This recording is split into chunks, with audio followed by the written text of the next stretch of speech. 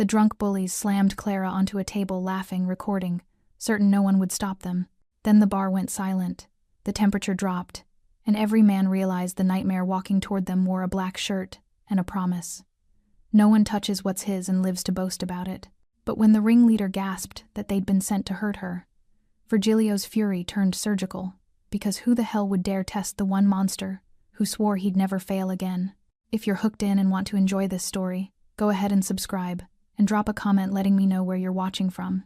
It's always amazing to see where everyone's watching. Plus, tomorrow I've got another incredible story lined up, and you definitely don't want to miss it. Alright, back to the story. El Puente Bar was a kingdom of unspoken rules. A sprawling room under the relentless glow of neon signs, red, blue, green, that cast everything in an otherworldly haze. The air was thick with conflicting scents, stale cigarette smoke clinging to the walls, cheap whiskey mixed with even cheaper cologne, grease from the kitchen frying empanadas, and underneath it all, the metallic tang of old violence that never quite washed away. The floor was a map of territories. The regulars claimed the bar counter, their backs to the room, eyes always watching through the mirror. The dealers occupied the corner booths, conducting business in Spanish and hushed Portuguese. The drifters scattered near the exits, ready to vanish at the first sign of trouble. And in the back, behind a door marked private, was the heart of it all. That's where Virgilio Marcelo conducted his real business. Clara Reyes had been working at El Puente for exactly 3 days. 3 days of keeping her head down, memorizing orders, avoiding eye contact. 3 days of pretending the group of young men in the corner weren't watching her like wolves circling prey. 3 days of telling herself she just needed to survive one more shift, make enough money to disappear again if necessary. Her hands trembled as she carried drinks across the sticky floor. Her dark hair was pinned back in a tight bun that pulled at her scalp. Her uniform black vest over a white button-down, black slacks hung slightly loose on her small frame. She'd lost weight running from her past. Fear had a way of stealing appetite. The 5 men had started with comments, whistles, requests for her to smile more, beautiful. When she ignored them, they escalated, blocking her path, grabbing her wrist when she delivered drinks, laughing when she pulled away. Tonight, they'd been drinking since 7. It was now past midnight. "Hey, waitress." The one in the gray shirt, the ringleader, slammed his empty glass on the table. "We need more beer. And this time, don't take so long." Clara nodded, not making eye contact. "Right away. Look at me when I'm talking to you."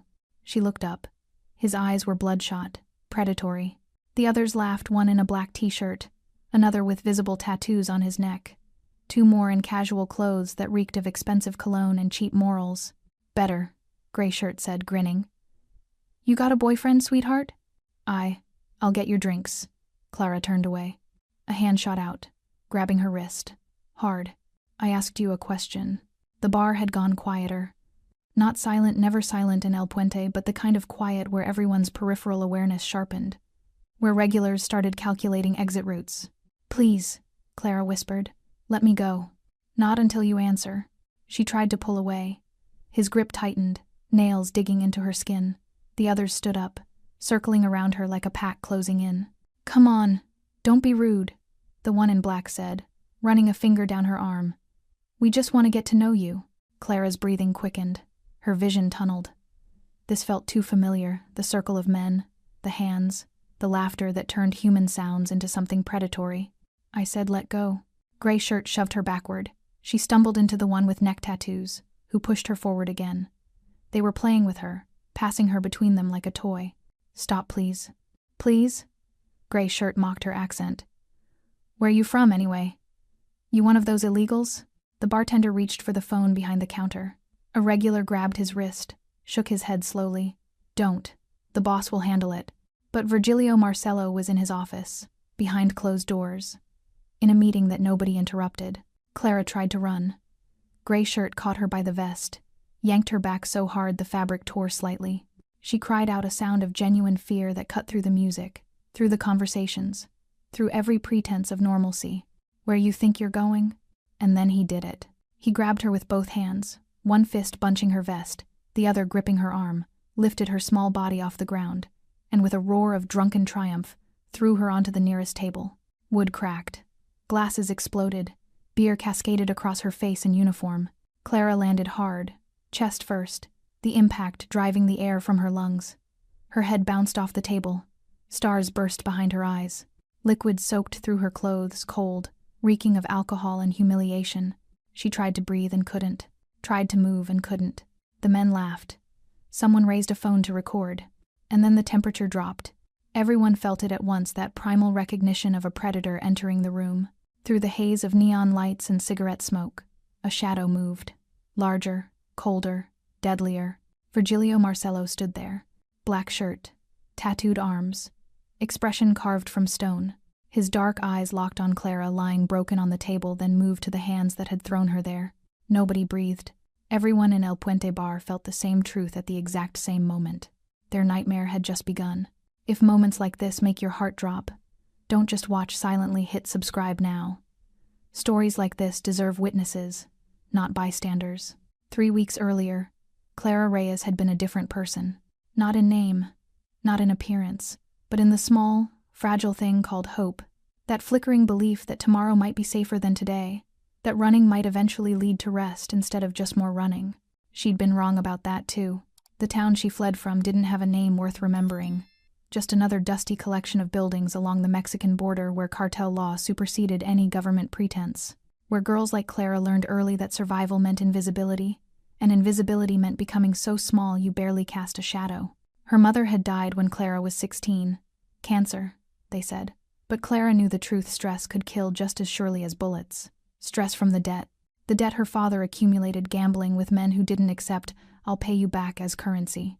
When her father disappeared 2 years later, swallowed by the desert or the cartel, it didn't matter which. The debt transferred to Clara like inherited sin. $15,000. She had nothing. No family. No skills beyond waitressing at the local cantina. No way to pay except the way they always made young women pay. So she ran. Across the border with nothing but the clothes on her back, a fake ID that cost her last $200, and a prayer to a god she'd stopped believing in somewhere around her mother's funeral. She'd been running for 8 months when she found El Puente Bar. Actually, it found her. Clara had been sleeping in a women's shelter 3 blocks away, working day shifts at a laundromat for cash under the table. The money wasn't enough. It was never enough. She was drowning in slow motion, sinking one day at a time toward the moment when her past would catch up. She'd walked past El Puente dozens of times, never went in. Bars meant men. Men meant danger. Danger meant the kind of attention that got girls like her sent back across the border in pieces. But on a Tuesday night, desperate and down to her last $11, she saw the sign in the window: "Waiters wanted. Inquire within." Clara stood outside for 20 minutes, trying to convince her feet to move. The neon lights buzzed overhead, red and blue, casting the wet pavement in colors that looked like warning signals.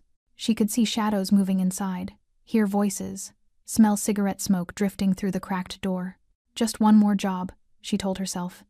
Make enough to disappear again. Keep moving. She pushed the door open. The bar was exactly what she expected. Dark, smoky, dangerous. Men occupied every corner, some playing cards, others drinking in silence, a few conducting conversations that stopped the moment she entered. Eyes tracked her movement across the floor, assessed, calculated, dismissed. The bartender, an older man with gray stubble and tired eyes, looked her up and down. "Help you?"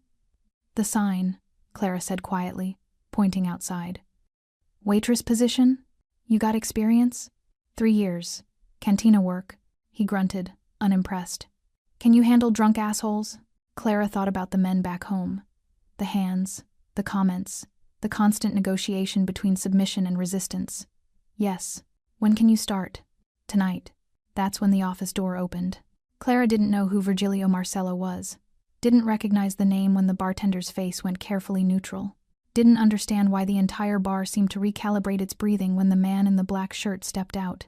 She just saw him. Tall, muscular, tattooed arms visible beneath rolled sleeves. Dark eyes that swept the room with the lazy confidence of someone who owned everything he looked at. His gaze landed on Clara. Stopped. Something shifted in his expression, something too fast to name but heavy enough to feel. "She applying for the position?" Virgilio asked the bartender, but his eyes never left Clara's face. "Yes, boss. Says she's got experience." Virgilio walked closer. Clara's instinct screamed to run, but her desperation kept her rooted. Up close, she could see the details. The scar cutting through his left eyebrow, the silver chain around his neck, the way his jaw clenched like he was perpetually holding back violence. "What's your name?" His voice was surprisingly quiet. controlled. Clara Reyes. Where you from, Clara Reyes? She hesitated. Lies were safer, but something about his directness demanded truth. South, near the border. You running from something? Her breath caught. I just need work. Virgilio studied her for a long moment. Not the way the other men had, not with hunger or calculation. Something else. Something that looked almost like recognition. You got somewhere to stay? The shelter on Maple Street. He nodded slowly, jaw working like he was making a decision that mattered more than hiring a waitress should. You're hired. 7 to close, 5 nights a week. Cash, paid weekly. You show up on time, work hard, keep your head down. Relief flooded through Clara so intensely her knees nearly buckled. Thank you so much. One more thing. Virgilio's voice dropped lower, harder. You see trouble in here, you come get me. You feel unsafe, you come get me. Anyone, and I mean anyone, gives you problems, you tell me immediately. Understood? Clara nodded, confused by the intensity. I need to hear you say it. I understand. Good. You're under my protection now. Nobody touches what's mine. Clara didn't understand what he meant by mine. Didn't understand the weight those words carried in El Puente Bar. Didn't understand that Virgilio Marcelo had just drawn a line around her that everyone else in the district would recognize and respect. She just whispered, I just need to survive. Just one more night. She had no idea that Virgilio Marcelo was making the exact same promise but for entirely different reasons. Virgilio Marcelo learned about death when he was 9 years old. Not the sanitized version they taught in school, the circle of life, the peaceful passing, the comforting lies adults told children. Real death, the kind that left stains on concrete and nightmares that never faded. His father ran protection rackets in the district. His mother pretended not to notice the blood on his shirts. And his little sister Isabella, 3 years younger, gap-toothed and fearless, thought their father was a hero. Virgilio knew better. He watched his father break men's fingers for late payments. Watched him burn down a store that refused to pay. Watched the careful dance between violence and business, where brutality was currency and fear was the only contract that mattered. By 15, Virgilio was working collections. By 18, he was running his own crew. By 25, he'd inherited the family business when his father took 3 bullets outside a warehouse in a deal gone wrong. The Marcelo name became synonymous with 2 things, power and consequences. Cross them, and you disappeared. Challenge them, and you learned why fear was a survival mechanism.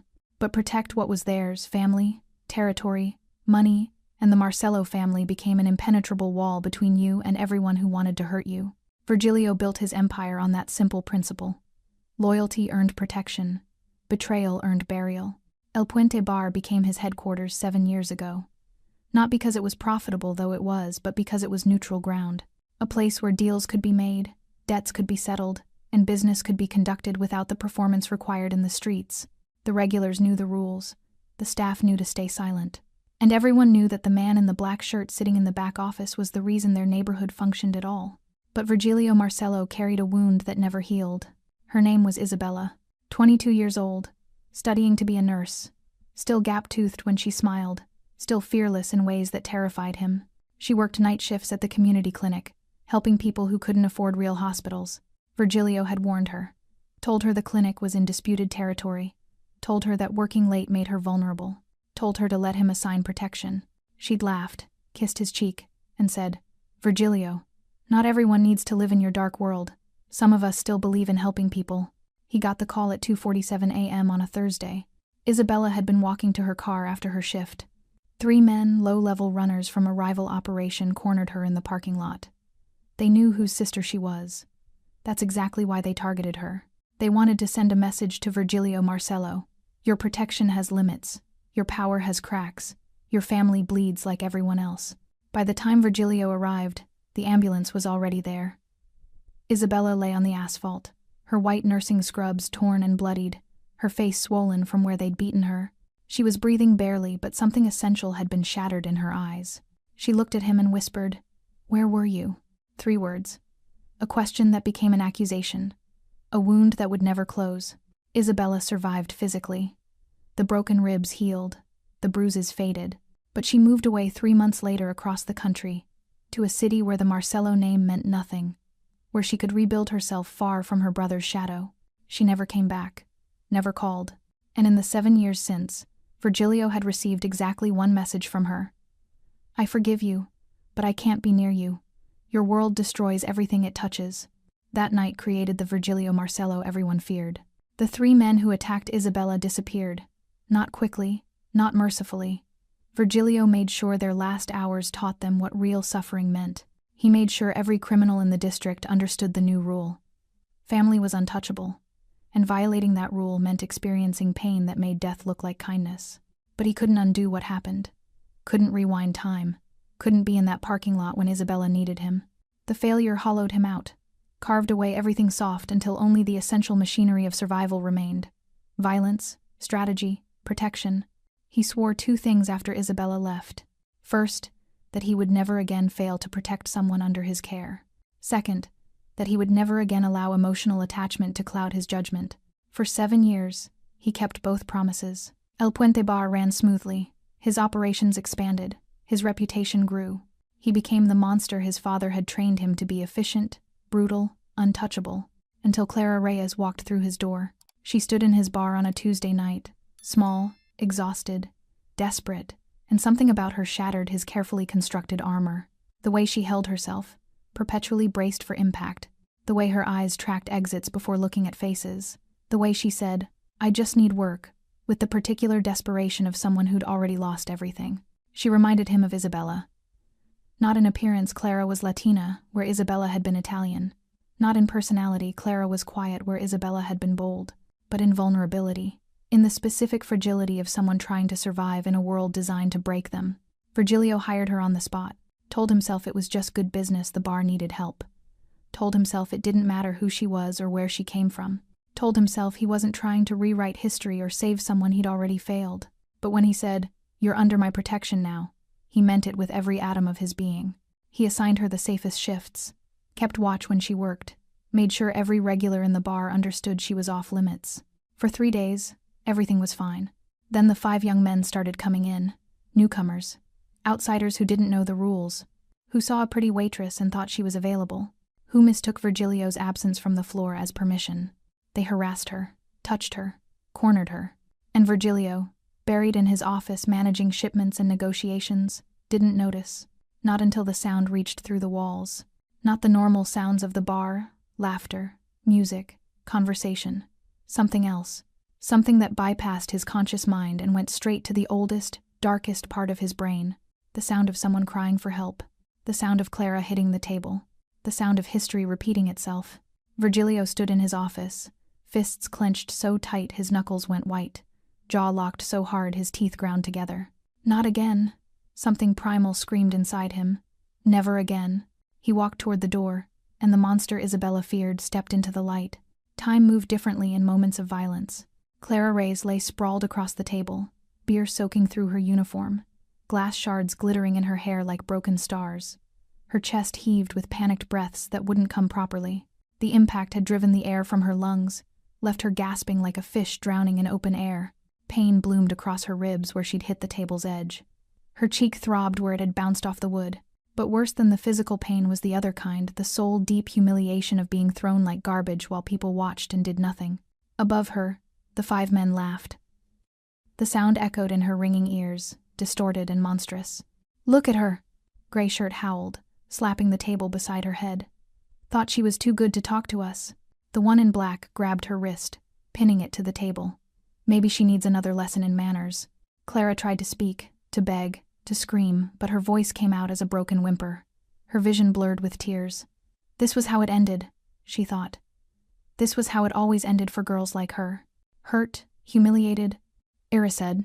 The bartender's hand hovered over the phone. A regular, the old man who always sat at the corner of the bar, touched his wrist gently, shook his head, mouthed 2 words. He knows. Because everyone in El Puente Bar understood something the 5 bullies didn't. The walls had ears. The floorboards carried vibrations. And Virgilio Marcello always knew what happened in his territory.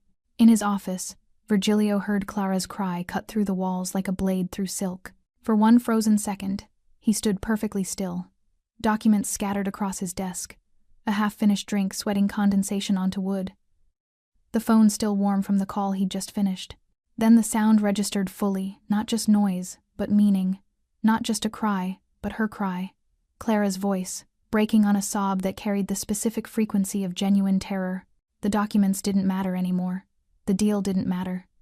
Nothing mattered except the girl he'd promised to protect, and the promise he'd failed once before. His jaw locked, his fists clenched. His eyes went cold and dead. The monster woke up. Virgilio moved to the door with lethal purpose. No rush, no panic. Just the calm, measured stride of a predator who'd already calculated how this would end. He opened the door, and the temperature dropped 10 degrees. Everyone felt it simultaneously, that primal recognition of danger. The instinct that made ancient humans fear the dark because something with bigger teeth lived there. The bar's ambient noise conversations, laughter, clinking glasses, died instantly. Not slowly, not gradually. Like someone had pressed mute on existence itself. Virgilio stepped into the main room. The neon lights cast his shadow long and dark across the floor, stretching toward the table where Clara lay broken and sobbing. His tattooed arms were visible beneath his rolled sleeves, muscles tense and coiled. His black shirt seemed to absorb light rather than reflect it. His expression was carved from stone. No anger, no rage, just cold, infinite calculation. But his eyes burned with something far worse than fury. They held the particular darkness of a man who'd already decided people were going to suffer and was simply working out the logistics. He walked past the bar counter, past the frozen regulars, past the couple in the booth who'd pressed themselves against the wall like they could disappear into the vinyl. His footsteps echoed on the linoleum, steady, inevitable, the soundtrack to someone's nightmare beginning. The 5 bullies didn't notice at first. They were too busy laughing, too focused on Clara's tears, too drunk on power and cheap beer to recognize the shift in atmospheric pressure. Gray Shirt grabbed a glass, held it over Clara's face. "Maybe we should take your hands off her." The voice wasn't loud. Virgilio didn't shout, didn't raise his voice above a conversational tone. But the words carried weight that made grown men flinch, each syllable carefully measured, stripped of emotion, delivered with the flat certainty of someone stating absolute fact. The 5 men turned. That's when they saw him. Virgilio Marcello stood 3 feet away, hands loose at his sides, stance deceptively casual. But every person in that bar who knew him recognized the signs. The slight tilt of his head, the way his jaw worked like he was physically restraining himself, the absolute stillness that preceded explosive violence. Gray Shirt laughed nervously. "Hey man, we're just having fun. I won't repeat myself." The one in black, either braver or stupider than his friends, straightened up, still gripping Clara's wrist. "Or what, old man? You gonna—" Virgilio moved. Not like a man, like a weapon released from restraint. He closed the distance in one fluid step, his right hand shooting out to grip the black-shirted bully's wrist, the one pinning Clara. The crack of bone breaking was audible across the entire bar. The bully's scream was cut short when Virgilio's left hand shot to his throat, squeezing just hard enough to silence him without crushing his windpipe. "Yet," I said. Virgilio's voice remained conversational, almost gentle, which made it infinitely more terrifying. "Take your hands off her." He released the man, who collapsed, gasping and cradling his shattered wrist. The other 4 rushed him simultaneously. It was the stupidest decision they'd ever made. Virgilio's elbow caught the first one in the solar plexus, doubling him over. His knee came up, connecting with the man's face with a crunch of cartilage. Blood sprayed. He pivoted, catching Gray Shirt's wild punch, redirecting it so the man's momentum carried him face first into a bar stool. Wood splintered. Gray Shirt went down hard. The one with neck tattoos grabbed a beer bottle, swung it at Virgilio's head. Virgilio caught his wrist mid-swing, twisted it until the man's own momentum forced him to his knees, then drove his fist into the man's kidney. Once. Twice. The bottle shattered on the floor. The 5th tried to run. Virgilio caught him by the collar, dragged him back like he weighed nothing, and threw him across the nearest table, exactly like they'd done to Clara. The symmetry was deliberate. 15 seconds. That's all it took for 5 men to become broken, bleeding piles of regret on El Puente's sticky floor. Virgilio stood over them, breathing steady, not even winded. His knuckles were bleeding. His shirt had blood on it, not his. His tattooed arms flexed as he rolled his shoulders, loosening muscles that had just done brutal work. Then he turned to Clara. She was still on the table, sobbing, shaking, unable to process what she'd just witnessed. Virgilio's expression softened not completely, but enough. He approached slowly, hands visible, non-threatening. "Clara, it's over. You're safe."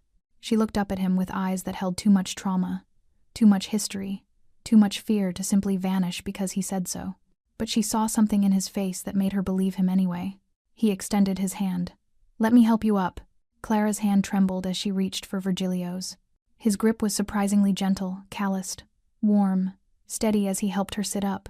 Beer dripped from her hair, glass shards fell from her uniform, and her entire body shook with adrenaline crash. The table beneath her was destroyed. Wood cracked down the middle, liquid pooling in the split. Behind Virgilio, the 5 men groaned on the floor. Gray Shirt clutched his face, blood seeping between his fingers. Black Shirt cradled his shattered wrist, whimpering. The others lay in various states of consciousness, learning what regret tasted like. "Can you stand?" Virgilio asked quietly. Clara nodded, not trusting her voice. He helped her off the table, keeping one hand on her elbow to steady her. She swayed, dizzy from impact and shock. That's when Gray Shirt made his final mistake. "You're dead," he spat through broken teeth, struggling to his knees. "You fucking hear me? You're dead, Marcelo. You think you can just—" Virgilio turned slowly. The gentleness evaporated from his expression like water on hot steel. "What did you just say?" The bar held its breath. Gray Shirt, fueled by humiliation and stupidity, pushed himself upright. His nose was clearly broken, his lips split, one eye already swelling shut. But pride, that toxic, murderous thing, made him take a step forward. "I said you're dead. You don't know who you're fucking with. We were sent here, paid to teach your little bitch a lesson. You think this is over?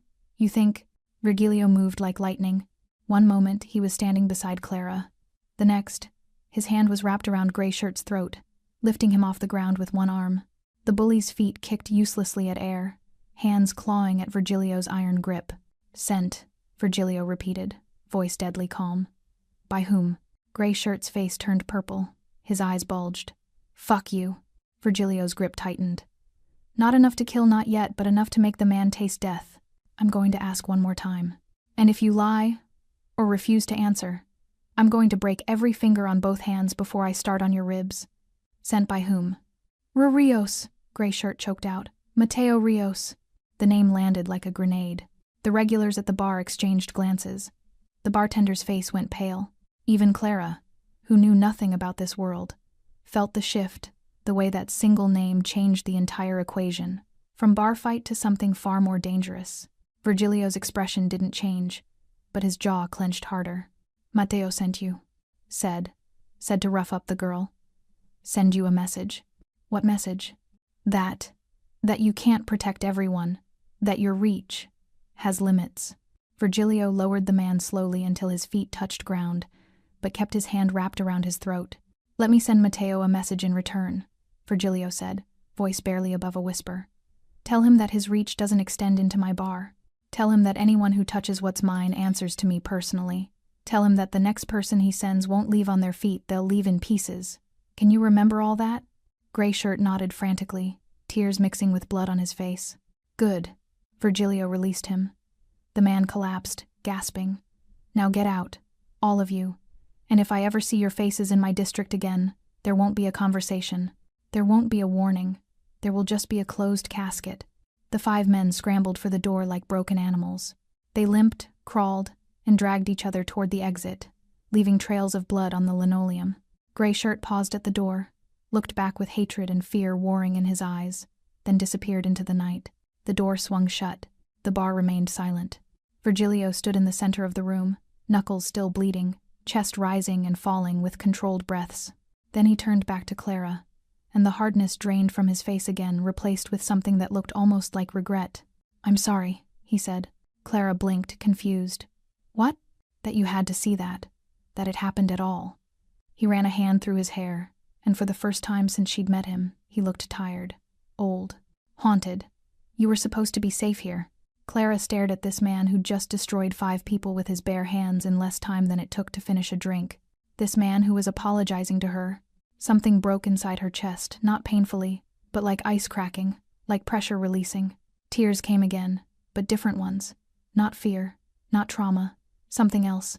Something that felt dangerously close to gratitude, to relief, to the overwhelming realization that someone had actually protected her. For the first time in 8 months, maybe in her entire life, someone had stood between her and violence instead of running away. "They were sent," she whispered. "Because of you. Because I work for you. Yes. And you still protected me." Virgilio's dark eyes met hers, and she saw the answer there before he spoke. I told you on your first day you're under my protection. That's not conditional. That's not negotiable. Anyone who hurts you answers to me. I don't care who sent them. I don't care what message they're trying to send. Nobody touches what's mine. The possessiveness in his voice should have frightened her, should have sent every self-preservation instinct screaming. But instead, it felt like the first solid ground she'd stood on since leaving home. I'm scared, Clara admitted. You should be. This world is dangerous. Virgilio stepped closer, his voice gentling. But you're not alone in it anymore. I failed to protect someone once. I won't fail again. There was a story behind those words, pain and history and old wounds that hadn't healed. Clara could see it in the tension around his eyes, in the way his jaw worked like he was fighting memories. The bartender approached cautiously.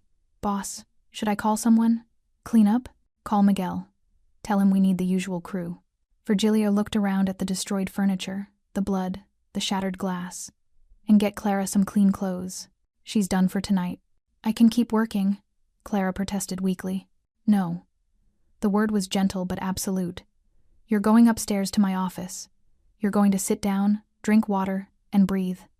Then I'm taking you home. We're not done talking. And Clara, who'd spent 8 months trusting no one, followed him without question. Because the scariest man in the district had just proven he was the only one who'd actually fight for her. If your heart is pounding right now, don't just sit with that feeling, hit subscribe. Stories this intense take hours to create. One click is the least you can give. Virgilio's office smelled like leather, tobacco, and old secrets. Clara sat in the chair across from his desk, wrapped in an oversized black hoodie someone had fetched from the back. Her ruined uniform lay in a plastic bag by the door. Someone, maybe the bartender, had brought her water, aspirin, and a clean towel she'd used to wipe the beer from her face and hair. Her hands still shook.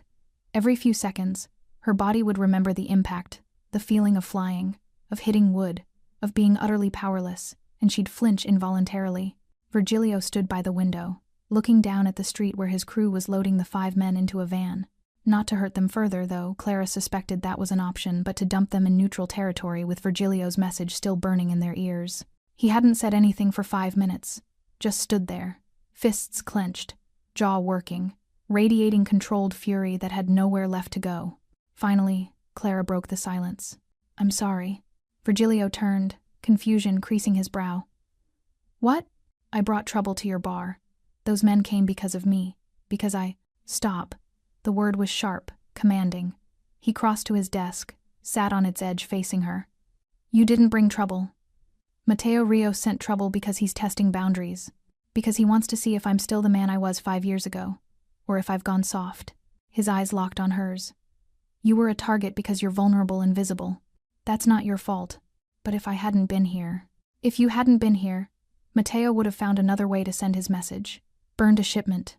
Hurt one of my people. Attacked a business I protect. Virgilio's voice softened slightly. This isn't about you, Clara. This is about me.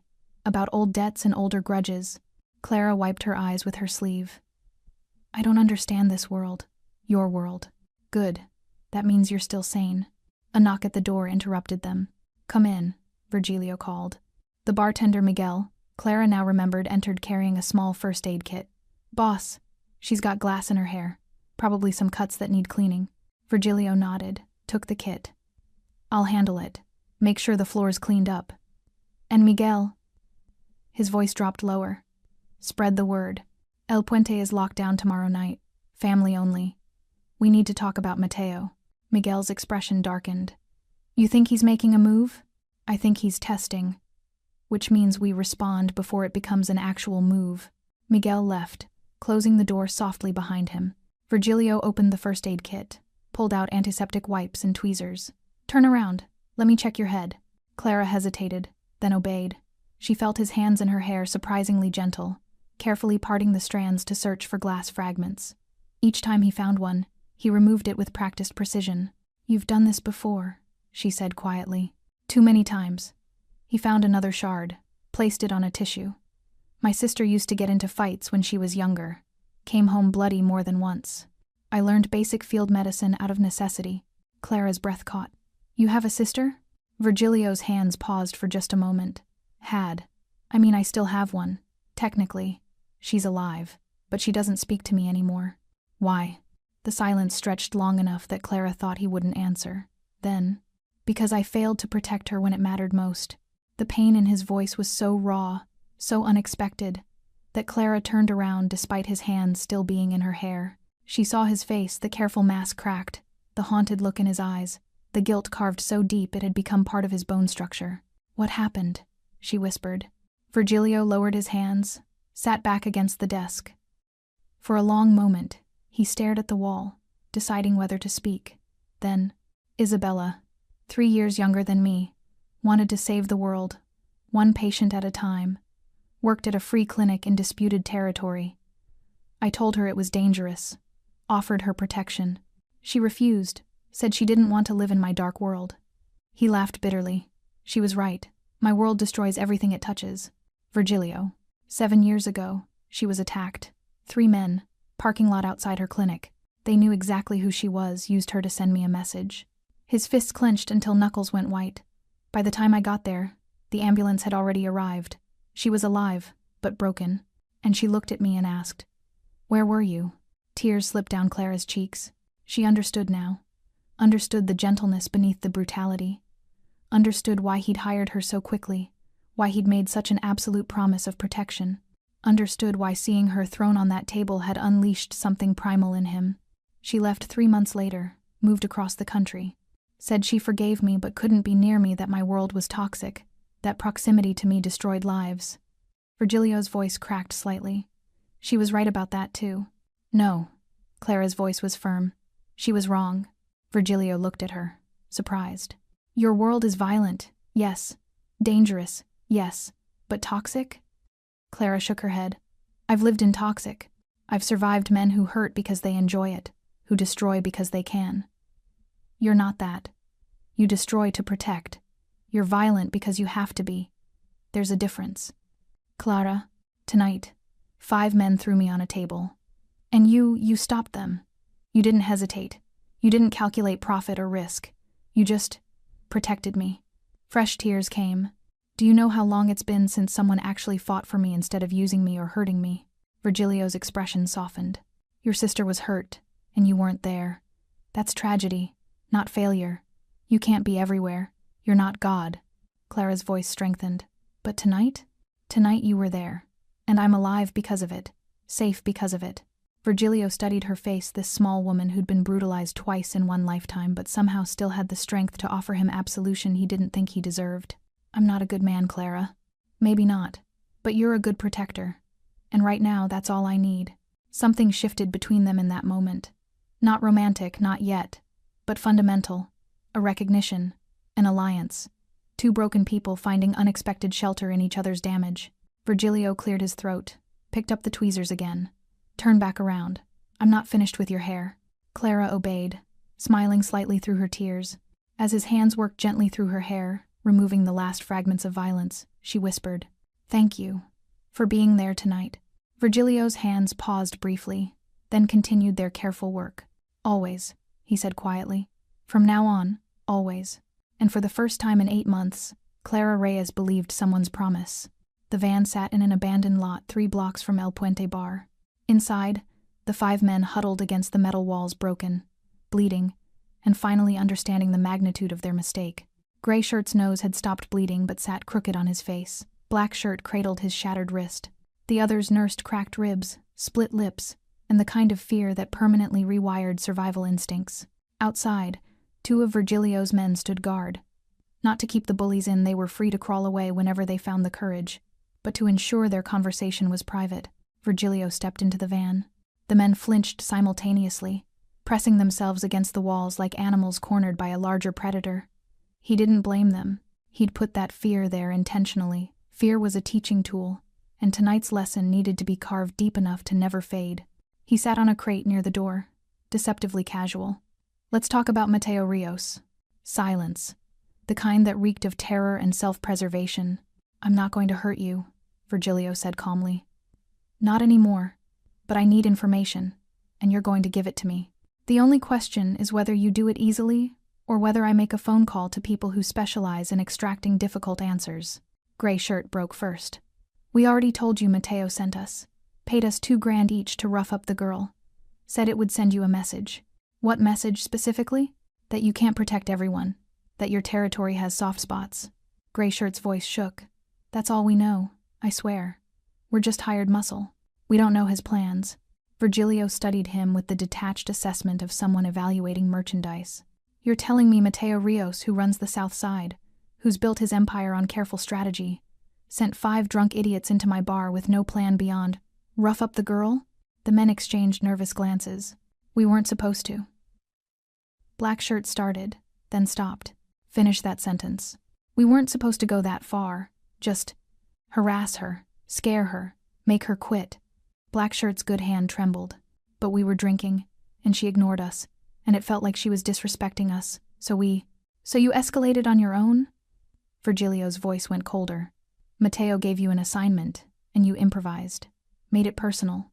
Grayshirt nodded miserably. We fucked up. We know we fucked up. We didn't know who she was to you. Didn't know the bar was yours. We're not from this district, we're from Riverside. Mateo hired us specifically because we didn't know the territory. That detail landed with weight. Virgilio leaned forward. Mateo hired outside muscle. Why? Said his own people were too recognizable. Wanted deniability. Grayshirt was talking faster now, desperate to be useful. He's testing you, man. Seeing if you're still connected, still dangerous.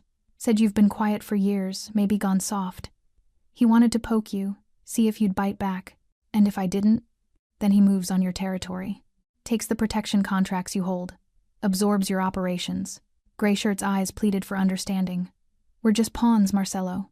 We didn't know we were walking into a suicide mission. Virgilio sat back, processing. Mateo Rios. They'd had an understanding for 5 years, mutual respect built on mutually assured destruction. Mateo controlled the south side. Virgilio the north. Neither crossed the line. Neither tested boundaries. But understandings eroded over time, especially when one party started questioning whether the threat was still real. Virgilio had been quieter lately. Less visible. Fewer public demonstrations of power. He'd been building legitimate businesses, diversifying income, trying to create something that wouldn't collapse when he inevitably got too old or too slow. Apparently, Mateo had interpreted quiet growth as weakness. Here's what's going to happen, Virgilio said, standing. You're going to deliver my message to Mateo exactly as I give it to you. No additions, no interpretations, word for word. Understood? 5 heads nodded frantically. Tell Mateo that his test failed. Tell him that I am exactly as dangerous as I was 5 years ago, more, actually, because now I have something worth protecting. Virgilio's voice dropped to barely above a whisper. Tell him that the girl he targeted isn't some random waitress. She's under my personal protection, and anyone who touches her doesn't just answer to Virgilio Marcelo, the businessman, they answer to Virgilio Marcelo, the man who will burn entire operations to ash over matters of principle. Grayshirt swallowed hard. He's going to what? Virgilio's eyes locked on him. Retaliate? Escalate? Good. I welcome it. Because this quiet détente we've maintained? It was making me soft, making me complacent. Mateo just reminded me why people used to fear the Marcelo name. Tell him I said thank you for that. The temperature in the van seemed to drop. Tell him that El Puente Bar is sovereign territory. Tell him that anyone who crosses that threshold with hostile intent will leave in pieces if they leave at all. Tell him that the next people he sends won't get a warning. They won't get a conversation. They'll just disappear. Virgilio walked to the door, paused. And tell him one more thing. If Clara Reyes so much as trips on a sidewalk, if she gets a parking ticket, if someone looks at her wrong on the street, I will assume it's connected to him, and I will respond accordingly. His businesses, his people, his family, everything he's built becomes fair game. The silence in the van was absolute. Now get out of my district. You have 2 hours before I change my mind about letting you live. The 5 men scrambled out like the van was on fire. Virgilio watched them limp into the darkness, carrying his message like a virus they'd been infected with. They'd deliver it. Fear guaranteed that. And Mateo? Mateo would make a choice, back down or escalate. Either way, Virgilio was done being quiet. He pulled out his phone, dialed. Miguel answered on the first ring. Boss? Call everyone. Family meeting tomorrow night. We're going to war if necessary. Virgilio looked back toward El Puente Bar, where Clara sat in his office, finally safe. And Miguel? Find out everything about Mateo's operations, shipments, warehouses, Weak points. If he wants to test my reach, let's show him exactly how far it extends. Copy that, boss. Virgilio ended the call, stared at the city lights. 7 years ago, he'd failed Isabella. Tonight, he'd saved Clara. And he'd be damned if he'd let history steal another person he'd promised to protect. Even if it meant becoming the monster Isabella feared again. Because some promises were worth any price. The drive to Clara's shelter was silent. Virgilio's black SUV moved through empty streets.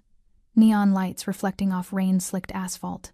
Clara sat in the passenger seat, still wrapped in his oversized hoodie, watching the city blur past her window. Every pothole they hit made her wince her ribs, remembered the table's edge. Her muscles remembered the impact. But worse than the physical pain was the realization settling in her chest like lead. She'd brought a war to the only man who'd tried to help her. "You're thinking too loud," Virgilio said quietly, eyes on the road. "I should leave." Clara's voice was barely audible. "Disappear. If I'm gone, Matteo has no reason to." "No." The word was absolute, non-negotiable. "But—" "No, Clara." Virgilio's hands tightened on the steering wheel. "Running doesn't solve this.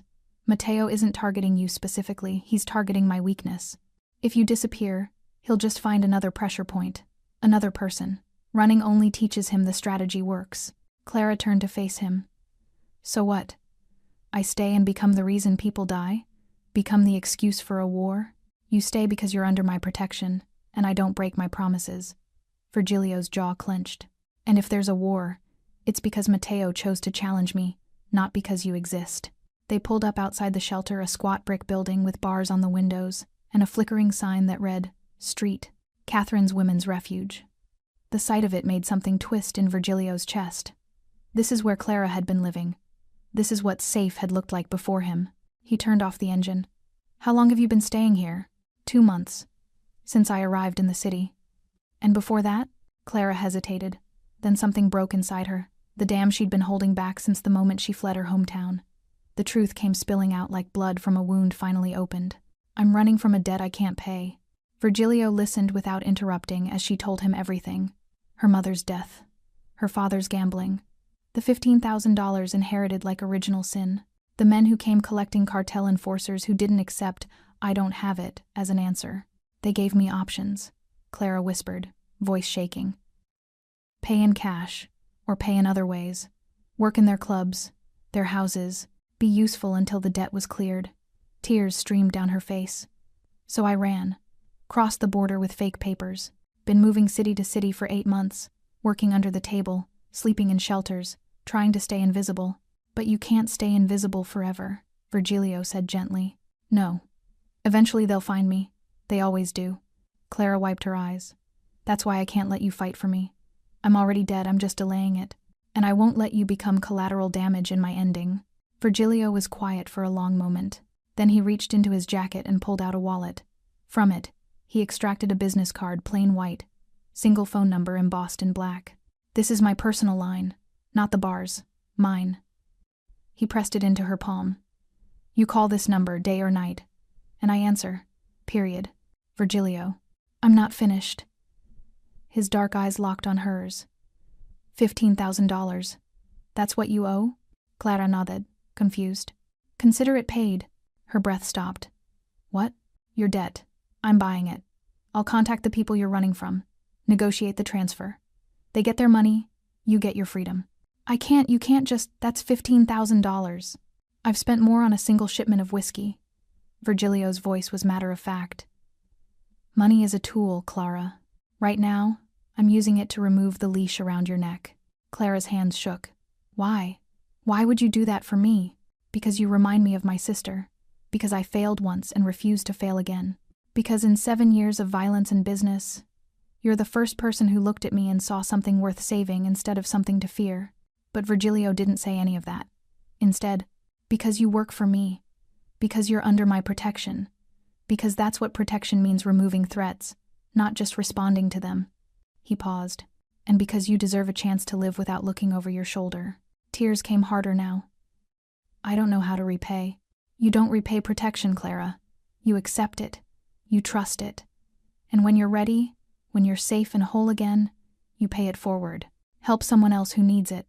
Virgilio's expression softened. "That's how this works." Clara covered her face with her hands, shoulders shaking with sobs that were equal parts relief and disbelief. 8 months of running, 8 months of fear, 8 months of believing she'd die with that debt carved into her tombstone. And this man, this violent, dangerous, complicated man, was offering her freedom. "There's one condition," Virgilio said quietly. Clara looked up, waiting. "You don't stay here anymore. This place." He gestured at the shelter. "It's not safe enough. Not with Matteo testing boundaries. Not with people who might come looking for you. Where else can I? I own an apartment building 6 blocks from El Puente. Small units, secure building, good neighborhood." Virgilio pulled out another card, this one with an address. "Unit 4B is vacant. It's yours, furnished, utilities included, no rent." "Virgilio, that's too much." "It's practical. You're close to work, I can ensure your safety, and you have actual privacy." His tone left no room for argument. "You move in tomorrow. Miguel will help with your things, whatever you need." Clara stared at the card, at this man who'd walked into her life 3 days ago and was systematically dismantling every wall she'd built to survive. "Why are you doing all this?" she whispered. "Really?" Virgilio met her eyes, and for the first time, his careful mask cracked completely. She saw the guilt, the grief, the desperate need to rewrite a history that couldn't be changed. "Because someone should have done it for my sister. Because someone should have stepped in before she was hurt. Because I wasn't there then." His voice caught. "But I'm here now, and I won't fail again." Clara reached across the console and took his hand. Not romantically, not seductively, just human connection, one broken person acknowledging another's pain and saying without words, "I see you. I understand. You're not alone in your guilt. Thank you," she whispered, "for being here, for fighting, for caring." Virgilio's hand tightened around hers. "Pack your things tomorrow morning. Miguel will pick you up at 10. You're not sleeping in a shelter ever again." Clara nodded, finally allowing herself to believe that maybe, just maybe, she'd finally found shelter that wasn't temporary.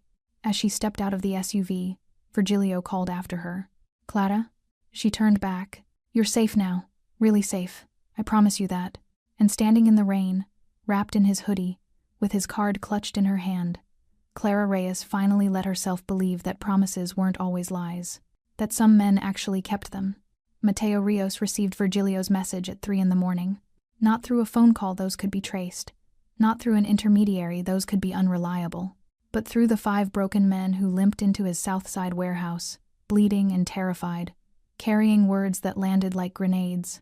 Mateo sat in his office, expensive leather chair, imported cigar, tailored suit that cost more than most people's monthly rent, and listened to Gray Shirt stammer through Virgilio's response. With each word, his expression darkened. By the end, his cigar had burned down to ash between his fingers. He said, "What about his reach?" Mateo's voice was dangerously quiet. That it extends farther than you think. That anyone who touches the girl answers to him personally." Gray Shirt's voice shook. "That if anything happens to her, anything at all, he assumes you're responsible, and he'll respond accordingly." Mateo stood slowly, walked to the window overlooking his territory. Warehouses, clubs, protection contracts stretching 15 blocks. An empire built over a decade of careful strategy and calculated violence. And Virgilio Marcelo was threatening all of it over a waitress. "Tell me exactly how he moved," Mateo said. "When he fought you. Details." Black Shirt wrist, now in a makeshift splint, spoke up. "Fast, efficient, no wasted movement. Took all 5 of us down in maybe 15 seconds. Wasn't even breathing hard afterward." "Did he seem rusty? Out of practice?" "No, boss. He seemed controlled. Like he was holding back." That was the detail that mattered. Virgilio hadn't unleashed everything, he'd calibrated his response precisely.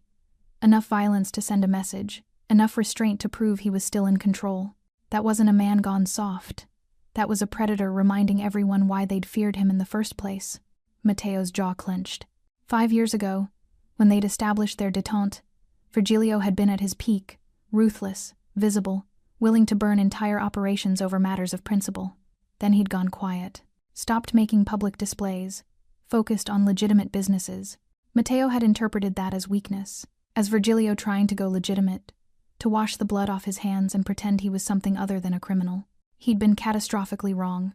Virgilio hadn't gone weak, he'd gone strategic. Built infrastructure, diversified. Became harder to attack because his power wasn't concentrated in visible displays anymore. And now Matteo had poked him, reminded him of what he was, given him a reason to stop pretending. "Get out," Matteo told the 5 men. "And if I ever see your faces again, I'll finish what Marcello started." They fled gratefully. Alone in his office, Matteo made calculations. He could back down, accept that the test had failed, return to the détente, let this fade into forgotten history. Or he could escalate, double down, prove that Virgilio's protection wasn't absolute, that his reach had limits, that the Rios organization wasn't intimidated by threats. Pride demanded escalation. Strategy demanded retreat. Matteo crushed his cigar in the ashtray, grabbed his phone, and made a call. "It's me. I need information on Virgilio Marcello's operations. Everything. Shipments, properties, personnel, weak points." He paused. "And find out everything about the girl, Clara Reyes. Where she came from, what she's running from, who wants her dead. Because if Virgilio cared that much about one waitress, she was leverage. And leverage was power." 2 days later, Virgilio received a package. No return address, no note, just a manila envelope delivered to El Puente Bar during the dinner rush. Inside, photographs of Clara, walking to work, sitting in a cafe, entering her new apartment building, time stamped from the past 48 hours. And underneath the photos, a single typed sentence. "Protection has limits. How many people can you watch at once?" Virgilio's hands crushed the envelope. His jaw locked. His eyes went dead and cold. Miguel, standing nearby, saw the change. "Boss? Boss. Call everyone. Now. Full mobilization." "What happened?" Virgilio showed him the photos. Miguel's face went pale. "He's threatening her. After I warned him. After I made it explicitly clear what would happen." Virgilio's voice was eerily calm, the quiet before a hurricane. "Matteo just chose war. What do you want us to do?" "Find out where he is. Tonight. Right now." Virgilio stood, rolling his sleeves up to reveal his tattooed forearms. "And get Clara somewhere secure. Full protection detail. She doesn't leave their sight." "Where are you going?" "To remind Matteo Rios why people used to pray I'd never learn their names." Matteo's warehouse was in neutral territory technically, a gray area between South and North, where neither organization claimed explicit control. A place for meetings, negotiations, and business that needed to happen away from surveillance. Virgilio arrived at midnight with 8 of his most trusted people. No guns this close to neutral ground. Firearms would trigger too much attention. But knives, bats, chains, tools that made statements without making headlines. The warehouse doors were locked. Virgilio didn't knock. He kicked them open, hinges screaming, metal crashing against concrete. Inside, Matteo stood surrounded by a dozen of his own people, all armed, all ready. He'd been expecting this, planning for it. "Virgilio," Matteo's voice echoed in the empty space. "I was wondering when you'd show up. You sent pictures of Clara." Virgilio walked forward, his people fanning out behind him. "After I explicitly warned you what would happen if she was targeted again. I sent information, a reminder that your protection isn't absolute." Matteo smiled coldly. "How many people can you actually watch?" "Virgilio, how thin can you spread before something breaks?" "Let's find out." Virgilio moved. His people surged forward simultaneously. Matteo's crew met them in the middle, and the warehouse erupted into controlled chaos. But Virgilio didn't join the brawl. He walked straight through it, past the fighting, his eyes locked on Matteo like a missile locked on target. Matteo's smile faltered. "You think I'm here to negotiate?" Virgilio's voice cut through the noise. "You think this is a conversation?" He closed the distance in 3 strides, grabbed Matteo by his expensive suit jacket, and slammed him against a support beam hard enough to crack ribs. "I gave you a chance to back down. You chose this." Matteo tried to fight back, threw a punch that Virgilio caught mid-swing, redirected, and used to slam Matteo's hand against the metal beam. Bones cracked. Matteo screamed. "You threatened her." "After I told you what she means." Virgilio's other hand went to Matteo's throat. "You sent pictures like you were in control, like you had power here." He squeezed. Not enough to kill. Enough to make Matteo understand how easily he could. "Let me clarify something," Virgilio whispered, his face inches from Matteo's. "Clara Reyes is not leverage. She's not a pressure point. She's the line you don't cross, and you just crossed it." Around them, the fighting had stopped. Matteo's people stood frozen, watching their boss get choked against a beam by a man who looked utterly calm while doing it. "Here's what happens next," Virgilio continued. "You pull every single person you have out of my territory. You stop watching Clara. You forget she exists. You pretend this entire thing never happened. And if I don't? Matteo choked out. Virgilio leaned closer, voice dropping to barely audible. Then I stop being strategic. I stop being careful. I burn every single thing you've built until there's nothing left but ash and memory. Your warehouses, your clubs, your contracts, your people. His grip tightened. And then I come for your family, your sister in Miami, your mother in the retirement home. Everyone you've ever cared about learns what it feels like to be leverage. Matteo's eyes went wide with genuine terror. You wanted to test my reach? Congratulations. You just found out it extends into places you didn't know I could touch. Virgilio released him, let him collapse, gasping to the floor. This is your only warning. The next time I hear your name connected to Clara's, I don't send messages. I don't make threats. I just erase you. He turned and walked away, his people falling in behind him. At the door, he paused, looked back at Matteo, still crumpled on the ground. The debt is paid, Matteo. In fear, in understanding, in knowing you're alive right now, only because I chose mercy. Virgilio's eyes were empty, cold, final. Don't make me regret that choice. The warehouse doors slammed shut behind him, and Matteo Rios, criminal kingpin of the South Side, sat in the wreckage of his pride and made the smartest decision of his life. He backed down. Clara woke to sunlight streaming through actual curtains in an actual bedroom that was actually hers. For a moment, she lay still, disoriented. The shelter had shared rooms, thin mattresses, the constant sound of other women's breathing and nightmares. But this was quiet, private, safe. Her new apartment was small but furnished with care. A real bed with clean sheets, a couch that didn't sag, a kitchen with working appliances. Simple things that felt like luxury after 8 months of survival mode.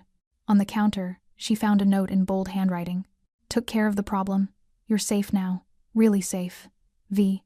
Clara read it 3 times, hands shaking, before she allowed herself to believe it. A knock at the door made her jump. She looked through the peephole. Virgilio stood there, holding 2 coffee cups and a bag that smelled like fresh pastries. He looked tired, like he hadn't slept, but his eyes held something that looked almost like peace. Clara opened the door. You didn't have to. I wanted to check on you. He handed her a coffee. And Miguel told me you haven't eaten since yesterday. They sat on her new couch, still stiff from being unused, and for a few minutes, neither spoke, just drank coffee and existed in the comfortable silence of people who'd survived something together. Finally, Clara broke it. What did you do? What needed to be done? Virgilio. Matteo backed down. His voice was matter of fact. He pulled his people out of the territory, stopped the surveillance. He won't bother you again. Clara studied his face, the bruised knuckles, the tension in his jaw, the weight in his eyes that came from doing violence to protect someone. Did you kill anyone? No. But I made sure he understood the cost of continuing. Virgilio met her gaze. Your debt to your hometown? I contacted them through intermediaries. 15,000 transferred this morning. You're clear. Tears came instantly. Virgilio, I can't just... Yes, you can. The money's gone. The debt's paid. You're free, Clara. He set down his coffee, turned to face her fully. No one is looking for you anymore. No one is coming. You can stop running. The words hit her like a physical thing. Stop running. Words she'd convinced herself she'd never hear. Freedom she'd convinced herself she'd never deserve. Why? Her voice broke. Why do all this for me? I'm nobody. Just a waitress who showed up desperate and... You're not nobody. Virgilio's voice was fierce. You're someone who survived 8 months of hell and kept your humanity. Someone who worked hard and asked for nothing. Someone who looked at the scariest man in the district and saw something worth saving instead of something to fear. He paused, jaw working. And you're someone who reminds me that protection isn't just about violence. It's about giving people a chance to be more than their worst circumstances. Clara wiped her eyes, mascara smudging. Your sister would be proud of you. For this. For me. Virgilio's expression cracked. Isabella would say I'm still living in my dark world, that I just found a better reason to be violent. Maybe. But she'd also see that you're using that world to protect instead of destroy. Clara reached for his hand. That matters. You matter. For a long moment, Virgilio just looked at their joined hands. Then, work tonight? Clara nodded. If you still want me at the bar. Clara, you're not just an employee. His voice softened. Your family. El Puente is your home as much as it is mine, and family doesn't get fired for being targeted by idiots with delusions of power. Family. The word landed in Clara's chest like a seed in fertile soil, something that could grow, that could take root, that could become shelter. What happens now? She asked quietly. Now? Virgilio stood, offered his hand to help her up. Now you live. Really live. Find out who Clara Reyes is when she's not running, not scared, not counting down to some inevitable tragedy. And you? I keep my promise. I stay vigilant. I make sure no one ever hurts you again. He smiled slightly, a rare, genuine expression that transformed his entire face. And maybe I figure out what Virgilio Marcello is when he's not failing his sister, when he's actually succeeding at protection. Clara threw her arms around him. The hug surprised both of them, spontaneous, emotional, the kind of connection that bypassed logic and went straight to the heart. Virgilio stiffened for a moment, then slowly, carefully wrapped his arms around her small frame. Thank you, she whispered into his shoulder. For saving me, for fighting, for caring when no one else did. Always, he said quietly. From now on, always. They stood there in her new apartment, this broken man and this surviving woman. Two people who'd found unexpected shelter in each other's damage, and for the first time in years, both felt something dangerous. Hope.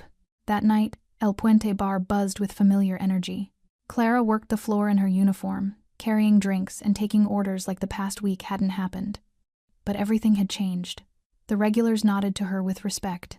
Miguel checked on her every hour.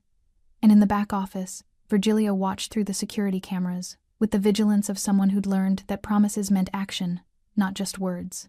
At one point, a drunk customer got too close, grabbed Clara's arm. Before she could react, 3 regulars stood up simultaneously. The message was clear. She was protected. Not just by Virgilio, by everyone. The drunk apologized immediately and left. Clara caught Virgilio's eye through the office door window. He nodded once, a silent confirmation that she was safe, that the entire bar was now her shield. At closing time, as Clara wiped down tables, she paused at the one where it had all started, the table where she'd been thrown, where her nightmare had peaked, where Virgilio had proven that some men actually fight for what they protect instead of just claiming ownership. The wood had been replaced, the damage erased, but the memory remained. Not as trauma, as transformation. Clara looked at that table and whispered to herself, I'm not afraid anymore. In his office, Virgilio made a phone call. Isabella, it's me. I know you said not to call, but I needed to tell you something. He paused, gathering words. I saved someone, really saved them, the way I should have saved you. Silence on the other end. Then, tell me about her. And for the first time in 7 years, Virgilio Marcello talked to his sister about hope instead of guilt. They tried to break the girl. Instead, they awakened the man who would destroy anyone who dared touch her. And in El Puente Bar, where neon lights hummed and secrets lived in shadows, everyone remembered the night the bullies learned who truly runs the darkness. Clara Reyes learned something too, that sometimes salvation comes wrapped in tattoos and violence, that sometimes monsters protect better than angels, and that family isn't always blood. Sometimes it's the people who choose to fight for you when the whole world walks away. Thanks for sticking with this story till the end. If you enjoyed it, you're going to love the next one. It's packed with unexpected turns and heartfelt moments. Click the image on your screen to keep the journey going, and make sure to hit subscribe for more amazing stories. Drop a comment and rate this story from 1 to 10. I can't wait to see what you think.